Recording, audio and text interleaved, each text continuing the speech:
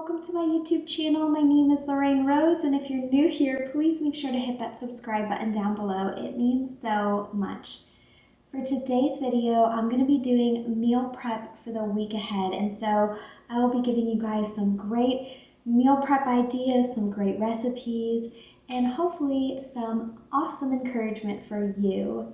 Now, today's video is actually a part of a 3-part video series that I'm doing on my channel. I uploaded the first video yesterday, which was Friday, and now we are working on this video. This is Saturday, and then we will upload tomorrow's video Sunday on Sunday. So if you haven't checked out Friday's video, I will link it down below for you because you're going to have to watch all of these videos to understand the whole process. And basically what these videos are about is just kind of helping you get your life back in order and set you up for success for the week ahead, because oftentimes we have really busy weeks, really crazy weeks, and then Friday comes and our home is a mess. We have so much to do and it makes it hard to even enjoy your weekend. And so basically I'm showing you what I do Friday, Saturday, and Sunday to tackle all of those issues. And so if you're feeling overwhelmed or stressed and you just don't know how to get your life back in order after a long work week, then hopefully I'll be able to give you guys some great guidance in those things. So yes. Without further ado, we're going to get right into this meal prep video though, so let's go. We already cleaned our kitchen on Friday, so now we have a nice clean kitchen to cook in. But the first thing you're going to want to do before you meal prep is empty your fridge out completely. I already deep cleaned my fridge earlier on in the week, so I don't need to worry about wiping down the inside. And I did go ahead and do my grocery shopping Thursday, and that is what I recommended for you to do in Friday's video. That's just one less thing you have to worry about on Saturday. This way you can just focus on making your meals and you don't have to worry about going anywhere. On Thursday, I basically just purchased items I thought would taste good, keeping in mind I only eat breakfast at noon and dinner in the evening. But I didn't actually plan any meals out, so I'm setting everything out now on the counters just to help me see what we have and decide how I want to put everything together to make meals with.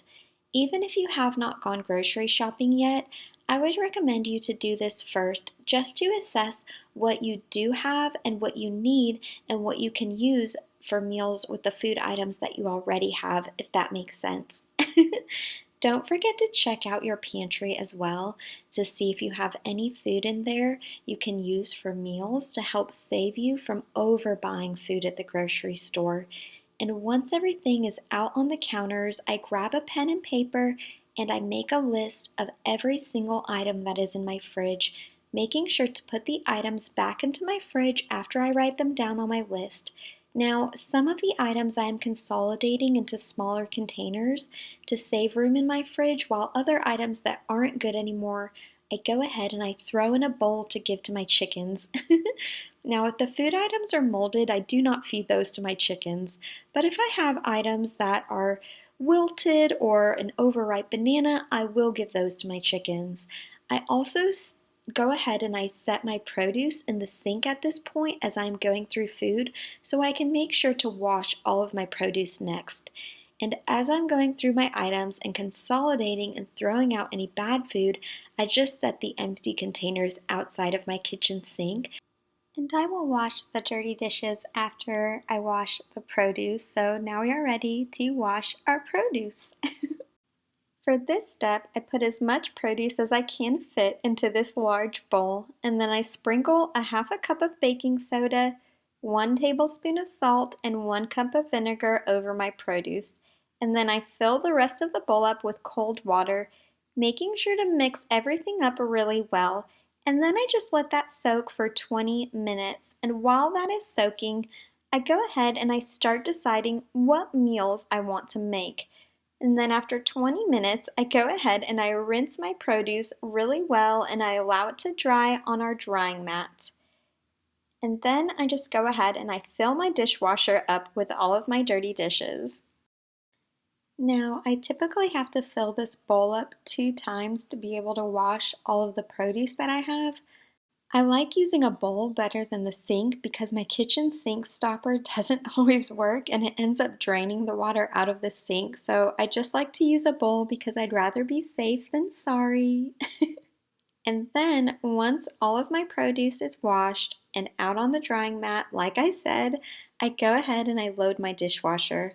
I actually ran out of my dishwasher tabs, so whenever that happens, I just go ahead and I put some baking soda in my dishwasher dispenser with 2 pumps of Dawn dish soap. Now, I think I am going to just transfer over to doing it like this normally because I do like to live a more waste-free lifestyle. So every month I just try to transition over slowly. But that's just a little hack in case you ever run out of dishwasher tabs. And now we are ready to meal prep. I'm going to work on breakfast first, and like I said, I only eat breakfast at noon, and then I have dinner with some snacks in between. So for breakfast, I'm going to do homemade bread, cut up fruit, and a keto quiche. So let's get right into prepping our breakfast.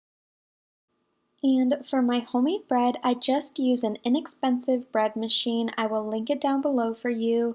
Several years ago, my mother-in-law gave me her wheat grinder, so we like to go to a bread store and purchase our own wheat, and I like to grind it fresh because when you're able to grind your own wheat fresh, it increases the health benefits tremendously. So that's just what I do. But if you don't have a wheat grinder, all you will need for this recipe is 4.5 cups of flour. If you do have your own wheat and wheat grinder, then you only want to put 3 cups of wheat total into your grinder, and that makes 4.5 cups of flour. Okay, guys, so in this clip, I'm kind of just talking and telling you guys everything that you need for your ingredients for this bread recipe, but I rambled a ton. So I'm just going to do a voiceover here and tell you guys exactly what you need for the bread machine. And I actually put my ingredients in wrong in this video, so I'm going to tell you how to put your ingredients in the right order as well. So what you want to do is you want to put all of your liquid ingredients in first. I put my dry ingredients in first, so I did this backwards. Put your liquid ingredients in first. And what you need for that is 1.5 cups of warm water, 1/3 cup of coconut oil, 1/3 cup of honey, and 1 egg. And then in a separate bowl where you have your flour, you want to go ahead and add 1 tablespoon of rice bran extract and 1 teaspoon of gluten and 2 teaspoons of salt. You want to mix that really good in your bowl with a fork, and then you want to pour that on top of your liquids. And then you want to create a little indent on the top of your dry ingredients, and in that you want to put 1 tablespoon of yeast. And then you can set your bread machine to the normal bread setting and allow that to cook in your bread machine while you move on to the next step.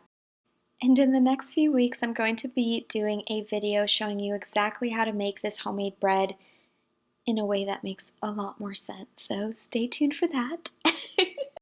And by this time, my produce is pretty dry, and so I like to go ahead and put all of my produce in my fridge now just to clear up some counter space for me to do some meal prep on. And then I go ahead and I wash my dishes that I use to make my bread with. This is just a little tip. Something my dad taught me growing up is to clean as you cook. Growing up, whenever I would go visit my dad, we would spend a lot of time in the kitchen cooking. A lot of where I get my love and my passion for cooking comes from my dad, and so a lot of the tips that I've learned over the years have come from him, one of them being clean as you go. This just makes it so much easier at the end of the day when you're done cooking, you don't have a ton of dishes to clean. Now we are ready to make the keto quiche. Well, I'm not sure if this is a total keto recipe, but I do try to do as close to keto meals as I can. Now, I did go ahead and preheat the oven to 400 degrees Fahrenheit. And the first thing that you're going to want to do is cut your mushrooms into thick, quarter-size pieces. You're going to want 16 ounces of mushrooms total. And you're also going to want to use a springform pan for this recipe as well. Now that your mushrooms are cut up, you want to go ahead and put 2 tablespoons of avocado oil in a pan on medium-high heat. And after 2 minutes, add in your mushrooms and sauté them for 10 minutes, adding a little bit of salt and pepper. After 10 minutes, you want to go ahead and turn the heat off and just allow them to sit in the pan while you move on to the next step of prepping your quiche. Now, to make the quiche filling, you want to grab a large bowl, 16 eggs, 2 cups of milk. For your seasonings, you're going to want 2 teaspoons of garlic powder and 1 teaspoon of onion powder, and you're also going to want 1 teaspoon of baking powder and 1 cup of almond flour. You're also going to want a half a cup of cheese. Any cheese will do. I used Mexican cheese. First, you want to crack all of your eggs in the bowl and mix it really well with your hand mixer. And then you want to go ahead and add your milk. You want to whisk it a bit before you go ahead and add your seasonings. And then you want to add your almond flour and your baking soda and mix really well. And once that's all mixed up, you want to go ahead and grab some heirloom tomatoes or cherry tomatoes. I used 6 heirloom tomatoes total, or you can just use 1 cup worth. And you want to just slice them in thin circles, or if you have cherry tomatoes, just cut them in half. And before you're ready to assemble your quiche, you want to go ahead and just pour some avocado oil into your springform pan and use a kitchen brush and brush all along the bottom of the pans and the sides of the pan. And then you want to go ahead and pour all of your cooked mushrooms onto the bottom of your pan. And then you want to go ahead and pour your egg mixture on top of that. And then you want to set your sliced tomatoes on top. And then you want to go ahead and sprinkle a half a cup more of your cheese of choice. And I just set this in the oven for 1 hour, but make sure you check your quiche every 20 minutes because your oven may cook faster or slower than mine, so you may need to do less than an hour or more than an hour. You will know when your quiche is done when the center is set and the top is golden. And while that bakes, we're going to finish up our breakfast/lunch meal prep by cutting up some fruit. Now I'm going to use these bento boxes to house my husband's meals in for when he goes to work next week. He's a firefighter and he's working some overtime shifts, but he's working 4 days next week. So I just went ahead and put the strawberries in one little section, and then I will house the quiche in the big section, and I'm going to put some sour cream in the other section for him to put on top of his quiche if he wants. And I'll just close those up and put them in the fridge for now while I wait for the other breakfast items to finish cooking. And then I'm going to go ahead and cut up the rest of the strawberries and put them in this little green container for me to have to go with my breakfast during the week. And when your quiche is totally done baking, you want to go ahead and set it out on your counter and allow it to sit there while you finish cooking the rest of your meals before you try to unlock the springform pan. You just want to make sure that your quiche is completely cooled off before you do that first. And what I'm going to do to finish off this quiche recipe is I'm going to chiffonade some basil. All this is you want to just stack about 5 basil leaves on top of each other and roll it up as you see me doing here. And then you want to cut it with a knife into thin slices. This is just a nice tasty little treat to have on top of your quiche. And then, once your bread is totally done baking, you can go ahead and slice it into thin sandwich slices, or you can slice it thick, whichever you prefer. I love having some bread with my breakfast or lunch. And let me tell you, this bread with the quiche and some fruit, oh girl, it was so delicious. I absolutely loved it. The quiche turned out amazing, so this is a good recipe to try for sure. And now that we have our bread slices and our quiche, once your quiche is completely cooled off, you want to go ahead and cut it into slices. And then I just went ahead and I added that to my husband's lunch boxes here. and I put the bread in these little reusable bags. I will link these down below. They are a great option for a more waste-free lifestyle. All right, now we are ready to move on to the dinner meals. Let's go. For my dinner meals, I went ahead and I had my husband smoke a brisket for me the day before. This is what I would recommend to you to do to make your meal prep super easy. Plan on cooking 2 to 3 side dishes that would go with any sort of meat, and then cook one big piece of meat to eat on throughout the week.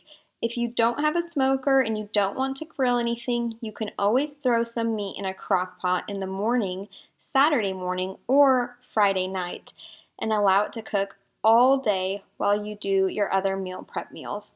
That's just a little tip. It works great for me and I love it.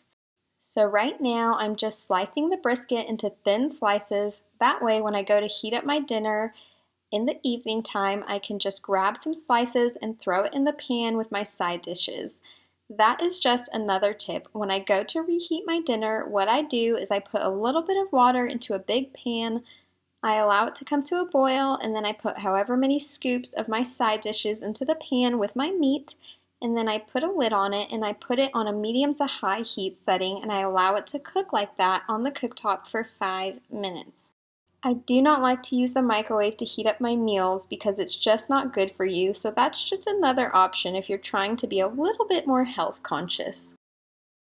And to go with the meat, I'm going to go ahead and start on my first side.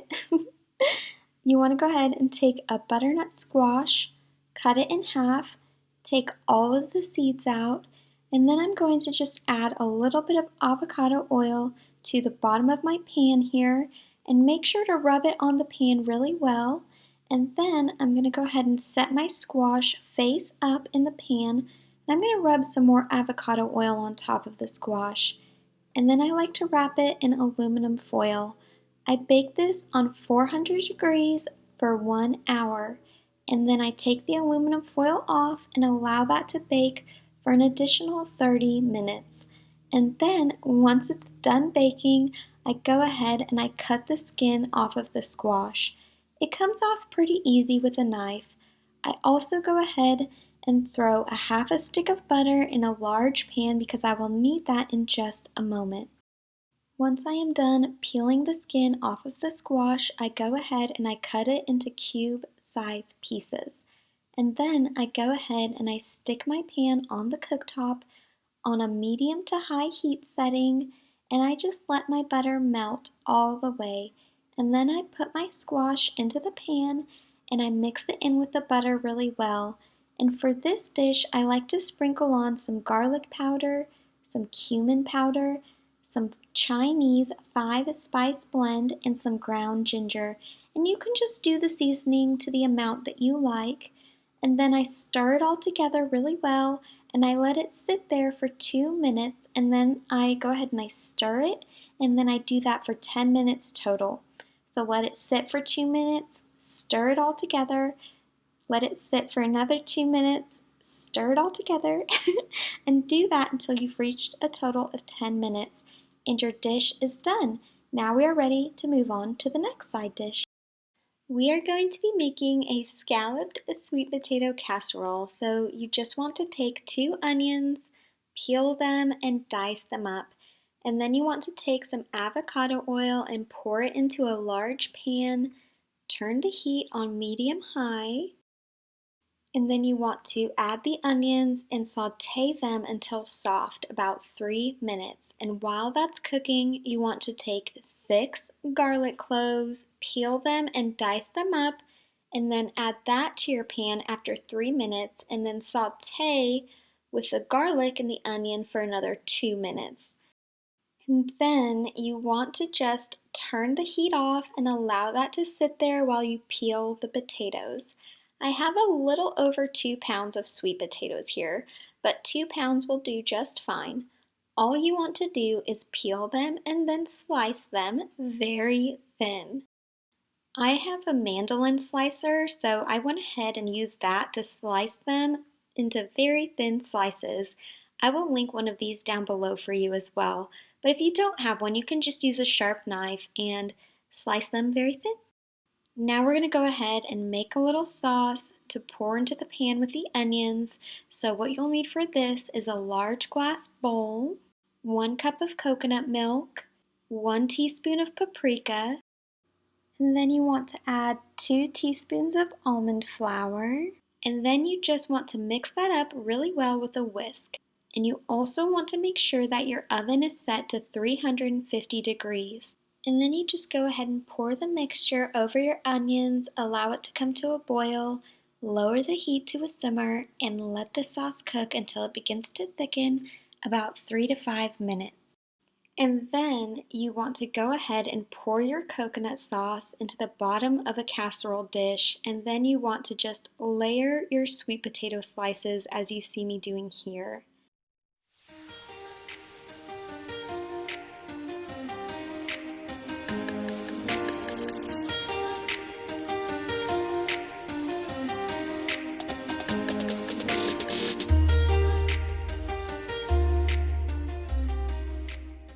Cover your dish with foil and allow it to bake for 60 minutes. And then uncover your dish and allow it to bake for an additional 15 minutes. And then once you pull your finished dish out of the oven, you're going to just want to go ahead and brush on some melted butter. And then I like to sprinkle some chopped chives from my garden, and this dish is done. For my last and final side dish, before I move on to my snacks, I'm going to simply cut up this freshly washed lettuce. Once my lettuce is all cut up, I'm going to go ahead and place it in these Ziploc bags sandwiched in between paper towels. And now I have lettuce that is washed, cut up, and ready to go for me in case I decide to have a salad one day for dinner instead of the meat and veggie side dishes that I just made. And I like to keep it very simple with my salads. All I like to do is add a mixture of different seasonings. So I'm going to just go ahead and pre-make my salad seasoning mix now. For this, all I do is a teaspoon of each of these spices. And then I just make sure that I have enough olive oil and vinegar in my bottle. And so when I go to make my salad, I just add my seasonings, my olive oil and vinegar, and that is it. I did have a few heirloom tomatoes left over that I'll just chop up whenever I decide to make the salads and throw those on top, and that is it. I like my salads very simple. Now we are ready to move on to snacks. For my first snack, I'm going to make popsicles. I will link some popsicle molds down below for you as well. All you will need are 2 cups of strawberries, 1 banana sliced, 1 can of coconut milk, and 3 tablespoons of honey. And you're going to want to blend it really well in your blender and then add it to your popsicle molds. This makes for a nice little snack either during the day or in the evening time when you want something sweet but you're trying to be a little bit more health conscious. I ended up having a cup of it left over that I just placed in this glass here, and I'll drink that for dinner tonight since I'm not going to really want to eat anything. For some reason, whenever I'm cooking, I don't really like to eat a lot, so I'll have either a smoothie or something really simple like a pizza. For my next snack, I'm going to make some homemade hummus. A lot of hummus recipes call for tahini, but I don't have any of that on hand. I already had some chickpeas. Actually, everything that I needed for this recipe I already had on hand, so most likely you'll be able to make it with what you already have as well. All I had to do was buy the bell peppers to dip in my hummus. So for this recipe, all you will need are 2 cans of chickpeas. Drain the juice out of it, but reserve some of it as you see I did in that glass bowl.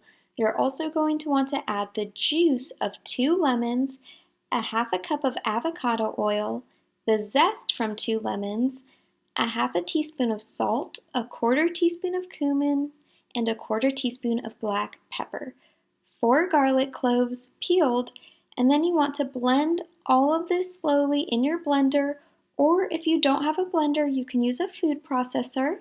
And what I like to do is add the reserved juice from the cans of chickpeas into the blender slowly until I get the consistency that I like.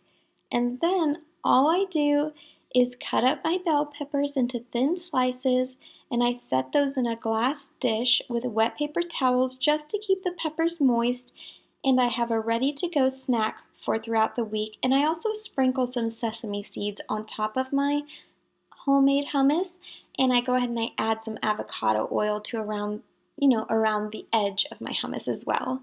We are going to make one more snack and then we will be done with this full day of meal prep.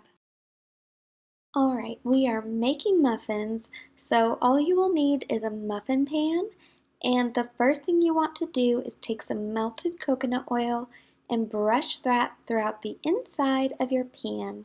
And once you grease your muffin pan, you are ready to make your muffin mix. You want to take a large bowl, 6 ripe bananas, and you want to place the bananas into the bowl like so. And then you want to mash the bananas really well, and then you want to crack 4 eggs into your bowl. Half a cup of melted coconut oil, half a cup of honey, 2 teaspoons of vanilla extract, and then you want to take your hand mixer and mix everything together really well. And then you want to add 3 teaspoons of baking powder and a half a teaspoon of salt with 5 cups of almond flour. And then you want to blend it all together on a low speed setting until all of the ingredients are fully combined. And then you want to fold in 2 cups of fresh blueberries, and then you can take a 1/3 cup measuring cup and spoon this muffin mixture into each muffin hole. You'll have a little bit left over. I like to use this to make a mini bread loaf. It's nice to have this extra loaf because you can do so many different things. You can freeze it, you can give it as a gift to your neighbor, or you can bring it with you to a friend's house during the week to share. And then you want to just bake these in the oven on 350 degrees for 25 to 30 minutes. Once you stick a knife in the middle and it comes out clean, you'll know your muffins are done. And now we are done with our Saturday meal prep. Woohoo! You also want to make sure that you allow your muffins to cool completely before you remove them from the muffin pan.